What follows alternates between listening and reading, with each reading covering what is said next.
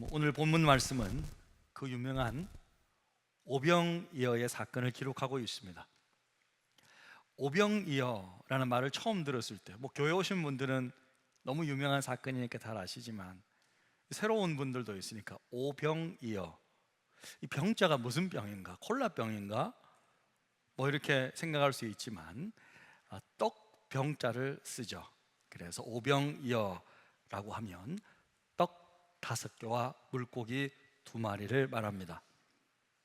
오병이어의 기적은 예수께서 떡 5개와 물고기 2마리로 남자만 5,000명, 여자와 아이를 포함하면 약 한 15,000명에서 20,000명 정도의 사람들을 먹인 사건입니다.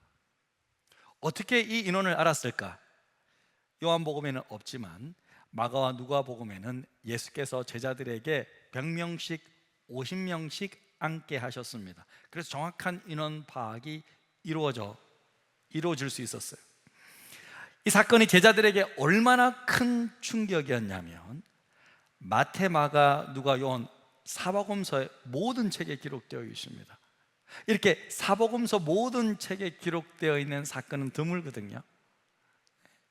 참고로 복음서가 여러분 4권인 이유는 뭡니까? 예수님께서 너무 중요한 분이시기 때문에 4명의 저자과 관점과 강조점을 좀 다르게 해서 예수님의 사역과 삶을 입체적으로 보여주기 위함입니다. 그런데 사복음서의 이 강조점이 조금 달라도 오병이어 사건을 통해 주시고자 하는 메시지는 완벽하게 일치하는데요, 그것은 바로 예수님은 누구신가를 보여준다는 걸. 자, 오늘 사건에서 제일 중요한 것, 초점은 뭐냐? 예수님은 누구시냐 하는 거예요. 따라해 봅시다. 예수님은 누구시냐? 그것이 초점이라는 거예요. 지난 시간 우리는 유대인들이 모세와 같은 선지자 메시아를 기다려왔다는 것을 알았습니다. 하나님은 모세를 통해 나와 같은 선지자 하나를 일으킨다고 말씀하셨고 그 예언대로 예수님이 이 땅에 실제로 오셨습니다. 예수님은요, 유대인들에게 너희들 모세를 믿었더라면 또 나를 믿었으리니 왜냐하면 그가 모세가 내게 대하여 기록했기 때문이다, 그렇게 주장하셨습니다.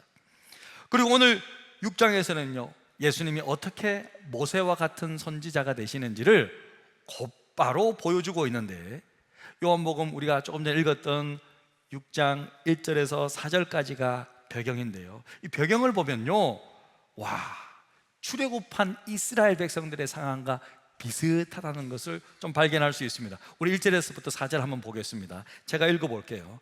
그 후에 예수께서 디베랴의 갈릴리 바다 건너편으로 가시매 큰 무리가 따르니 이는 병자들에게 행하시는 표적을 보았음이로라.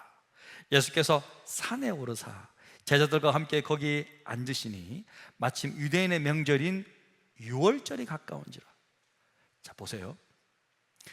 바다 건너편은 홍해를 건너왔던 홍해 건너편인 애굽을 상징하는, 큰 무리는요 출애굽한, 바다 건너 출애굽한 이스라엘 민족을, 저 표적은요 열장을, 산에 오른다? 시내 산에 오르는 것을 떠올리고요, 6월절이 뭐죠? 직접적으로 이스라엘의 출애굽을 연상시켜 주는 거예요. 그리고 그들이 기적적으로 오병이어를 통해 온 그 무리들이 배불리 먹었잖아요. 그건 뭐예요? 출애굽한 이스라엘 백성들이 뭘 먹었어요? 만나를 먹었던 것을 떠올리잖아요. 그래서 오병이어의 사건을 체험한 사람들은요 이렇게 느꼈을 거예요. 우리 조상들이 광야에서 먹었던 만나, 그게 지금 여기서 이루어지고 있구나. 그것을요 머릿속에 얼른 떠올렸을 겁니다. 자, 이런 것들을 종합해서 오늘 말씀을 통해 요한복음이 말하고자 하는 핵심은 뭐냐? 그것은 예수님은 바로 모세와 구약 성령이 예언하고 유대인들과 우리 모두가 기다려왔던 바로 그 선지자 메시아 구원자라는 겁니다. 자, 14, 15절을 다 함께 힘차게 읽겠습니다. 그 사람들이 예수께서 행하신 이 표적을 보고 말하되 이는 참으로 세상에 오실 그 선지자라 하더라. 그러므로 예수께서 그들이 와서 자기를 억지로 붙들어 임금으로 삼으려는 줄 아시고 다시 혼자 산으로 떠나 가시니라. 예, 보세요. 그 선지자구나. 모세와 같은 그 선지자구나. 그렇게 깨달았다라는 것입니다. 사랑하는 성도 여러분, 예수님은 누구십니까? 예수님은요, 유대인들과 우리가 기다려왔던 바로 그 선지자 메시아 그리스도이십니다. 이것이 가장 중요하고 잊지 말아야 될 오병이어 사건을 통해 주시고자 하는 하나님의 말씀입니다. 예수가 바로 우리 모두가 기다려왔던 그 구원자, 그 메시아라는 것입니다. 자, 그런데 오병이어의 기적 속에는요, 이 외에도 너무나도 소중한 진리들이 숨겨져 있어요. 너무나도 소중한 그 교훈들과 진리들이 감추어져 있습니다. 담겨져 있어요. 예수님의 이 메시아 되심 외에도 우리를 향한 예수님의 따뜻한 사랑과 관심이 이 기적 속에는 묻어 있습니다. 오늘은 그것을 몇 가지 좀 살펴보고자 합니다. 오병이어 사건을 통해 우리가 발견할 수 있는 소중한 진리가 과연 무엇일까? 그것은 먼저 바로 첫 번째는 이거예요. 예수님은요, 우리의 육체적 필요를 채우기를 원하신다는 것입니다. 여러분, 우리는요, 오병이어의 사건을 통해서 먼저 자기 백성을 향한 예수님의 마음과 성품을 발견해야 합니다. 똑같은 오병이어 사건을 기록하고 있는 마가복음 말씀을 보면요, 이렇게 말씀하고 있어요. 예수께서 나오사 큰 무리를 보시고 그 목자 없는 양 같음으로 인하여 불쌍히 여기사. 예수님은요, 자기 백성들을 어떻게 여겼다고요? 불쌍히 여겼다. 불쌍히. 참 목자를 만나지 못해서 불쌍하고, 당시 제대로 먹지 못해서 불쌍하고, 그들의 빡빡한 삶을 보며 불쌍하게 여기며 안타깝게 생각했다는 거예요. 가난과 억압 때문에 그들은 제대로 먹을 것이 없었습니다. 못 먹었어요. 백성들 전체가 전반적으로 가난했지 않습니까? 로마의 지배 아래에 있습니다. 삶에 지쳐 있습니다. 주님은요, 그들의 처지가 몹시 불쌍해서 애처롭게 바라보고 있다는 거예요. 그래서 그들을 채우기를 원하셨어요. 사랑하는 성도 여러분, 우리 하나님은요, 풍성하신 하나님이십니다. 은혜가 풍성한 하나님은 풍성한 하나님이에요. 우리가 믿는 하나님은요, 삶에 지친 우리 육신의 필요를 너무 잘 아시고 그 필요를 채우기를 원하시는 하나님이신 줄 믿으시기를 바랍니다. 우리는 한 번씩요, 하나님에 대해서 오해할 때가 있어요. 하나님은 내가 건강한 음식을 충분히 잘 먹고 내 육신의 필요를 잘 채워주기보다는 우리 하나님은 내가 금식하기를 원하시지, 금욕하기를 원하시지, 절제하기를 원하시지. 김집사, 지금 밥을 그렇게 배불리 먹어서 되겠어요? 우리 주님 십자가에 못 박혀 죽으셨는데 금식하세요, 금식. 이렇게 늘 금식을 강요하시는 하나님이 아닌가, 그렇게 생각할 수 있는데요, 물론 우리가 금식할 때가 있죠. 특별할 때 금식해야 합니다. 또 금욕과 절제 속에서 훈련을 해야 될 때도 있을 것입니다. 하지만 그것은 특별한 때, 하나님의 때에 하나님의 방법으로 일시적으로 하는 것입니다. 하나님은요, 보통의 우리 삶 속에서는요, 우리가 충분하게 먹고 누리며 하나님의 풍성함 속에서 살기를 원하십니다.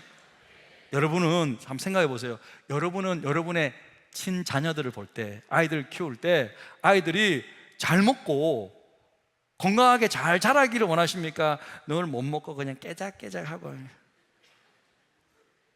이런 모습이 보기 좋습니까? 어떤 모습이 보기 좋아요? 잘 먹는 게 보기 좋잖아요. 우리 아버지 하나님도 마찬가지라는 거예요. 그게 아버지의 부모의 기본적인 마음입니다. 예? 오늘 오병이어의 사건을 보면요, 사실 이 무리들은요, 예수님 말씀 배우기 위해 나온 거예요. 예수님은 이들에게 그죠? 말씀 잘 배웠지 너희들? 영의 양식 잘 먹었지? 그러면 금식하고 집으로 돌아가세요, 이렇게 말씀하시지 않았다는 거예요. 자, 은혜 받았죠? 헌금합시다. 헌금도 거두지도 않았어요. 예수님은 그저 이들을 실컷 먹여주고 싶었어요. 여러분, 예수님 인간으로 이 땅에 오셨습니다. 인간의 필요를 다 아십니다. 인간의 배고픔 이해하십니다. 예수님은요, 배고플 때 배고프다고 말씀하셨고요, 힘들 때는요, 제자들에게 내가 지금 죽게 되었다, 너무 힘들다, 기도해줘, 제자들에게 그렇게 말씀하셨고요, 목마를 때 내가 목마르다고 말씀하셨어요. 같은 인간에게 인간의 육체의 필요를 그 누구보다도 잘 아십니다. 그래서 한 번씩 제자들과요 만찬도 하세요. 회식도 하시는 거예요. 저도 예수님한테 배워서 우리 사역자들과 한번 잘 먹이고 회식도 하는 거예요. 네? 회식도 합니다. 풍성한, 죽기 직전까지 최후의 만찬까지 즐기셨어요. 우리 주님은. 하나님은요, 우리를 풍성하게 채우기를 원하신다는 거예요. 여러분, 원 없이 먹었음을 보여주는 가장 확실한 증거가 뭐죠? 네? 남기는 거예요. 와, 더 이상 못 먹는 거야. 그걸 남기는 거야. 그 얼마나 남았어요? 오늘 12광줄이 남았어요. 뭐예요? 12지파를 상징하는 거잖아요. 모든 백성들을 또 먹일 수 있을 만큼 하나님은 남겨주실 정도로 풍성한 분이시다. 저는요, 오늘 말씀 묵상하면서요, 제일 은혜 받은 구절이 11절. 이야, 엄청 은혜 받았어요. 제가 예수께서 떡을 가져 축사하신 후에 앉아있는 자들에게 나눠주시고 물고기도 그렇게 그들의 뭐대로? 원대로 주시니라. 야, 물고기도 그들의 원대로 주시니라. 와, 저 같은 사람 먹고 나면 배고프거든요. 와, 그런데 원대로 이렇게 주셨으니까, 야, 참 은혜 받았어요. 자, 한번 다시 물고기 한번 보세요. 물고기 원대로 한번 다시. 자, 물고기도 그렇게 그들의 원대로 주시니라. 저 물자를 좀 빼보세요. 물자를 빼보고, 물고기인데 물자 말고 한번 한우를 한번 넣어봐.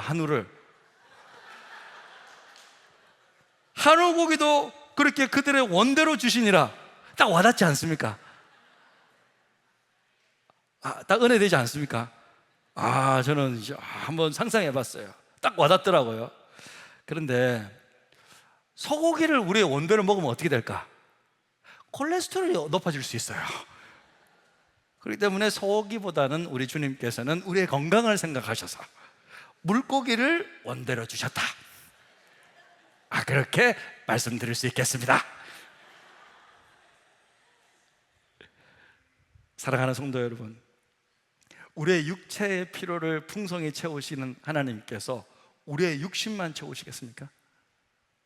우리의 정서는요, 우리의 마음은요, 우리의 영은요, 하나님은요, 우리의 정서적인 필요, 정신적인 필요, 영적인 필요, 우리의 전인격적인 필요를 풍성히 채우시기를 원하시는 하나님이십니다.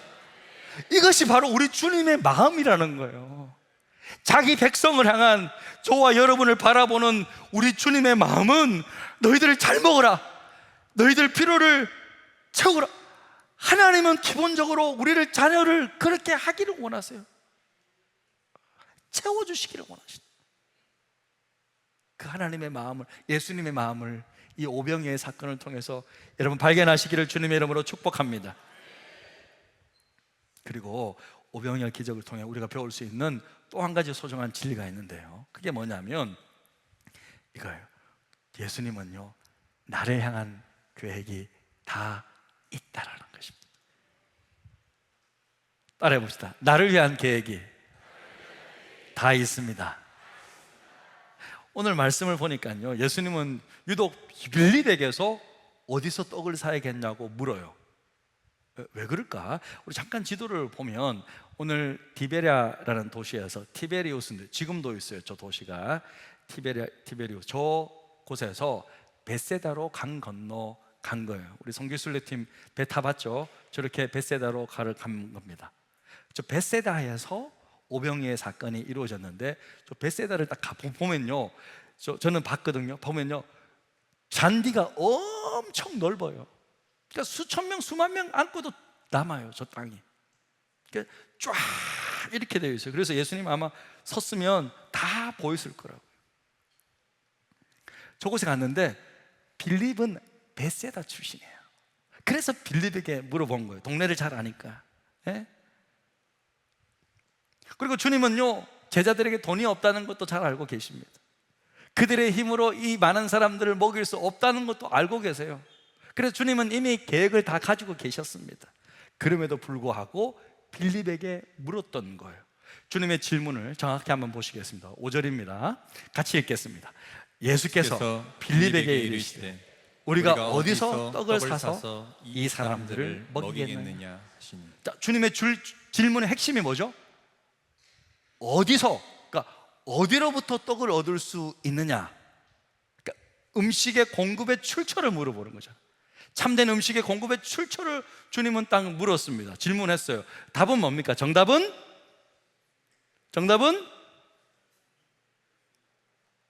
뭐겠습니까? 예수님에게서요. 따라오세요. 예수님에게서. 얼마나 쉬워요. 주님이 딱 보면서 빌립아 어디서 음식을 얻을 수 있겠느냐 하면 빌립이 예수님에게서요 이렇게 말하면 얼마나 좋습니까? 그런데 빌립이 그렇게 말하는 것이 아니라 이렇게 말하면 빌립이 대답하되 각 사람으로 조금씩 받게 할지라도 200데나리온 떨이 부족하리이다. 200데나리온, 한 데나리온은요 하루 노동자 품삯이에요. 200데나리온은 200일치 일하는 거의 1년 연봉이잖아요. 그죠? 엄청 많은 돈이 필요하다는 말이에요. 한마디로 이게 뭐예요? 그런 돈이 있어요 없어요 지금? 없어요. 그러니까 빌립이 지금 하는 말이 뭐예요? 예수님 우리 돈 없어요 지금. 우리 돈 없어요. No money. 그냥 집에 보내십시다. 보내셔야 됩니다. 돈 없습니다 이 말이에요. 사랑하는 성도 여러분, 이 빌립의 모습이 오늘날 우리의 모습이 아닐까 싶어요. 우리 주님은요 우리가 풍성하게 주의 일을 감당하기를 원하십니다. 노숙인들을 먹이기를 원하십니다. 선교의 사명을 감당하기를 원하십니다. 예배당도 안전하고 깨끗하게 관리되기를 원하십니다. 그런데 우리는요 늘 빌립처럼 계산부터 너무 하는 거예요. 이게 하나님께서 원하시는지 원하시지 않는지 그거를 묻는 것이 아니라 지금 내 상황과 형편만 뭐 교회 재정이 어떻게 되고 요거 계산부터 두들기고 있으면 안 된다는 거예요. 돈 없는데 우리 돈 없습니다.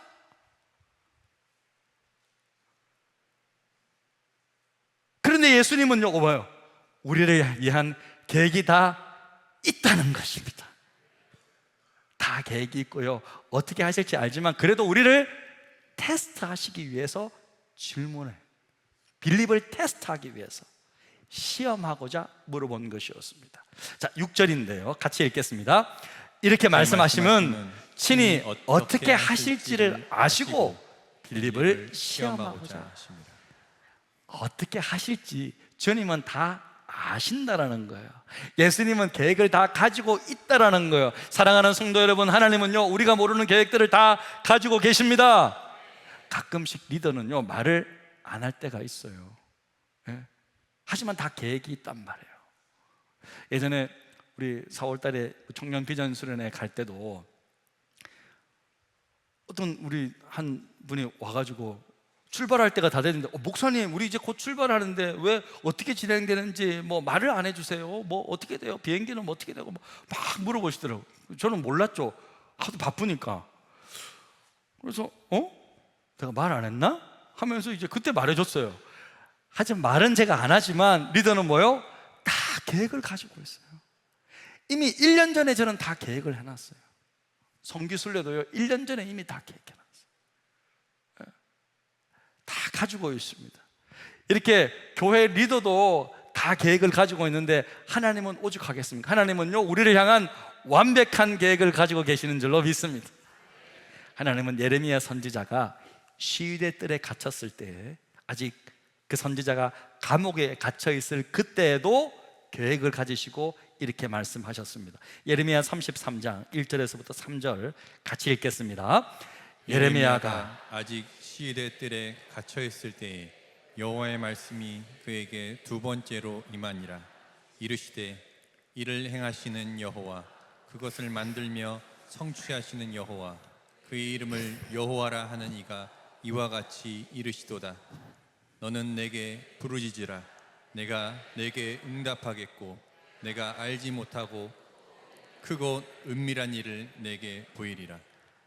사랑하는 성도 여러분, 하나님은요 감옥에 갇혀있는 예레미야 선지자를 향해서도 다 계획을 가지고 계셨어요. 일을 행하시는 여호와, 그것을 만들어 성취하는 여호와, 그 여호와 하나님께서 크고 은밀한 비밀한 일을 보이신다는 거예요. 이처럼 우리가 알지 못하는 비밀하고 은밀한 일들을 다 계획하고 계십니다. 그래서 우리는요, 하나님께 부르짖어 기도하는 거예요. 할렐루야.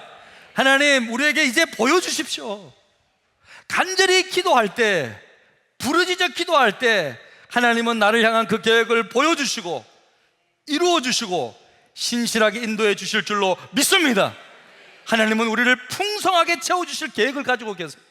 하나님은요, 우리를 가장 선한 길로 인도하실 계획을 가지고 계십니다. 하나님은요, 우리를 향한 미래의 소망을 가지시고 놀라운 것들을 준비하고 계십니다. 하나님은 저와 여러분, 우리 교회를 관악구 복음화를 위하여서 이 서울 지역과 이 나라와 민족을 위한 놀라운 계획을 가지고 계심을 믿으시길 바랍니다. 그렇습니다. 하나님은 그런 분이십니다. 그런데요, 이것을 위해서는 마지막 세 번째를 기억하셔야 됩니다. 끝으로 우리가 오병이어 사건을 통해 알 수 있는 중요한 교훈이 뭐냐? 이 놀라운 하나님의 기적은요, 우리의 작은 믿음의 헌신을 통해 이루어진다는 거예요. 여러분, 오병이어를 가져다 준 사람이 누구입니까? 오병이어 누가 갖다 줬어요? 예수님이 가지고 오셨습니까? 제자들이 갖다 줬습니까? 누가 갖다 줬어요? 네, 어린아이예요. 어린아이. 자, 9절인데 9절 보겠습니다. 여기 한 아이가 있어 보리떡 5개와 물고기 2마리를 가지고 있나요? 그러니까 제자들이 물었던 거예요. 수천 명이 있으니까 예수님께서 같이 여기서 식사 같이 하자 그러니까 제자들이 이제 난리가 난 거예요. 스승님이 같이 밥 먹자 그러니까, 야, 밥을 어디서 구하냐? 그러면서 사람들에게 물어보고, 여러분 혹시요 음식 가지고 계신 분 계세요? 계시면요, 우리 지금 곧 식사할 텐데 좀 같이 좀 나눠 드시죠. 막 말했는데 음식을 가져다 줬을까요? 안 줬을까요? 아무도 안 주는 거예요. 쟁겨놓고 있는 거예요. 왜? 이거 안 먹으면 굶어 죽을 수도 있거든요. 음식이 없어요, 여러분. 집에 다시 돌아가려면요, 이 음식 챙겨놓고 있어야 돼요. 아무도 안 주고 다 어른들은 다 모른 척하고 음식이 어딨지 하고 이렇게 있는데 갑자기 어린아이 한 명이 여기 있습니다. 다 갖다 준 거예요. 요한복음만 이 떡이 보리떡이라고 말해주고 있어요. 보리떡은요, 쌀밥이 좋아요? 보리밥이 좋아요? 쌀밥 좋죠? 보리밥 별로죠? 요즘 일부러 보리밥 먹는 분도 계시지만 옛날에도요, 보리떡은 미시나라고 율법을 해석한 책이 있어요. 미시나에 따르면 이 보리떡은 죄인들의 음식이래요. 짐승의 음식이래요. 그래서 보리떡은 누구에게 주는? 죄수들에게 주는 거였어요. 그만큼 가난한 사람들이 먹는 음식입니다. 그리고 물고기 2마리 할 때 이 물고기는요, 성경에 보면 물고기를 엑수스라 그러는데, 익수스라 그러는데 그 살아있는 큰 물고기를 말하지만 여기는 옵사리온이라고 엄청 작은 거, 멸치만한 좀 큰 거 있잖아. 그것을 소금에 절인 물고기예요. 그러니까 정말 맛없고 그냥 짠맛만 나는 그런 물고기 2마리예요. 그러니까 보리떡 5개와 물고기 2마리라는 것은 진짜 서민들이 먹는 아주 소박한 식사라는 거예요. 그걸 아이가 도시락으로 가지고 있어요. 하지만 그것을 가지고 온 거예요. 그때 여러분, 그것을 보고 우리 주님 뭐라고 하신지 아십니까? 마태복음 14장 18절을 한번 보겠습니다. 뭐라 그랬냐면요, 그것을 내게로 가져오라 그랬어. 그 코 묻은 그 아이의 도시락, 에게게 그거 가져오라고 주님이 그거 내게 가져오라 그랬어. 그러면서 그것에 감사하고 기도하시고 모든 사람이 먹을 수 있도록 해준 거예요. 예수님은요, 그 어린아이의 단순한 이 믿음의 헌신을 기뻐 받으셨다는 거예요. 사랑하는 성도 여러분, 이 아이의 단순하고 순수한 믿음을 한번 보십시오. 하나님의 나라는요, 이런 어린아이와 같은 단순하고 순수한 믿음의 헌신자들의 것입니다. 우리는요, 이 아이에게서 순수한 믿음을 배울 필요가 있어요. 지난 5월에 금요기도회를 하는데요, 탈북자 청소년들을 위해 사역하는 한 목사님이 오셔서 은혜로운 간증과 말씀을 나눠주셨어요. 그때 우리 초등부 아이가 한 명 있었어요. 같이 늘 금요일마다 아이들이 와가지고 예배 드리고 있는데, 그 중에 큰 아이가 그래도 5학년 됐나요? 아이가 은혜를 받은 거예요. 은혜를 받아서 그 다음날 자기가 그동안 모아놓았던 돼지 저금통 들고 온 거예요. 그래서 우리 이진 전사님한테 딱 들으면서 이 돈을 북한 선교하는 그 목사님께 전달해 달라는 거예요. 자기 전 재산 다 가지고 온 거야. 자기 도시락을 그냥 다 가지고 온 거예요. 저는 이런 순수한 믿음과 헌신을 하나님이 정말 기뻐하신다고 믿습니다. 우리는요, 어른이 되어가면서요, 점점 이익을 계산합니다. 그러면서요, 단순하지가 않습니다. 단순성을 상실했습니다. 그리고 믿음 생활을 오래 하다 보면 더 성숙해져야 하는데 점점 하나님께 받은 우리의 순수한 믿음을 잃어버리는 거예요. 하나님 섬기는 것도 막 계산하고 따지고, 그래서 나에게 좀 유리하고 그러면 이게 섬기는 것도 하고, 마음에 안 들면 하지도 않고, 하나님 보는 것이 아니라 사람을 바라보고 순수함을 잃어버릴 때가 많습니다. 그래서 예수님은요, 제자들에게 이렇게 경고하였습니다. 너희가 돌이켜 어린아이가 같이 되지 아니하면 결단코 천국에 들어가지 못하리라. 어린아이 같이 되지 않으면 천국까지도 못 간다. 예선 탈락이다. 그렇게 말씀하셨어요. 사랑하는 성도 여러분, 하나님은요, 여러분의 단순하고 순수하고 그 믿음의 헌신을 기뻐 받으십니다. 힘들고 어려운 와중에도 드려지는 그 단순한 믿음, 그 헌신, 아름답고 귀하게 여기십니다. 그리고 그것을 통해서 하나님은 놀라운 기적을 일으키신다는 거예요.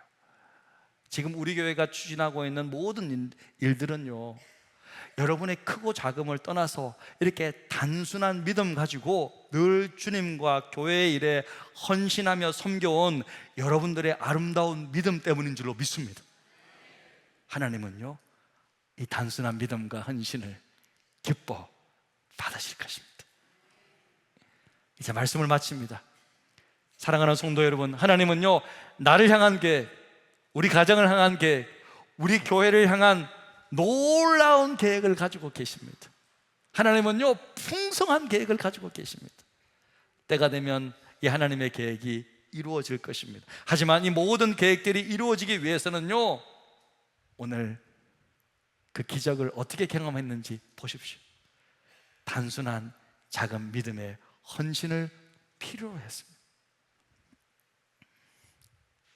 우리 단순한 믿음 가지고 주 앞에 나갑시다. 순수한 마음으로 주 앞에 나아가 아름답게 쓰임 받읍시다. 이 믿음 하나 가지고 일본 선교도 하고, 필리핀 선교도 하고, 통영 선교도 하고, 노숙자 선교도 합시다. 저는 오늘 오병이어를 가지고 나온 이 아이처럼 우리 교회에서도 이렇게 순수하고 단순한 믿음의 헌신자들이 더 많이 나오기를 주님의 이름으로 축복합니다.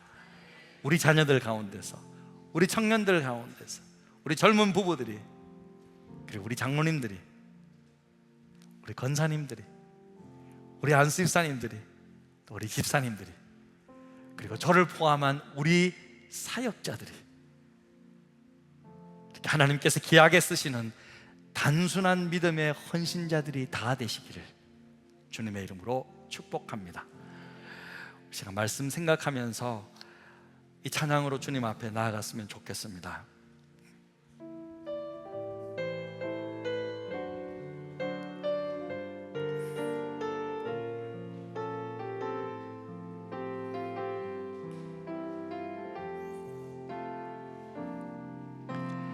이 세상을 살아가는 동안에 나의 힘을 의지할 수 없으니 기도하고 낙심하지 말 것을 주께서 참 소망이 되심이라. 하나님의 꿈이 나의 비전이 되고 예수님의 성품이 나의 인격이 되고 성령님의 권능이 나의 능력이 되길 원하고 바라고 기도합니다. 이 세상을 살아가는 동안, 이 세상을 살아가는 동안에 나의 힘을 의지할 수 없으니 기도하고 낙심하지 말 것을 주께서 참 소망이 되심이라. 주의 길을 걸어가는 동안에, 주의 길을 걸어가는 동안에 세상의 것 의지할 수 없으니 감사하고 낙심하지 말 것을 주께서 참 기쁨이 되심이라. 하나님의 꿈이 나의 비전이 되고 예수님의 성품이 나의 인격이 되고 성령님의 권능이 나의 능력이 되길 원하고 바라고 기도합니다. 하나님의 꿈이 나의 비전이 되고 예수님의 성품이 나의 인격이 되고 성령님의 권능이 나의 능력이 되길 원하고 바라고 기도합니다. 하나님의 꿈이 나의 비전이 되고 예수님의 성품이 나의 인격이 되고 성령님의 권능이 나의 능력이 되길 원하고 바라 기도합니다. 원하고 바라고 기도합니다.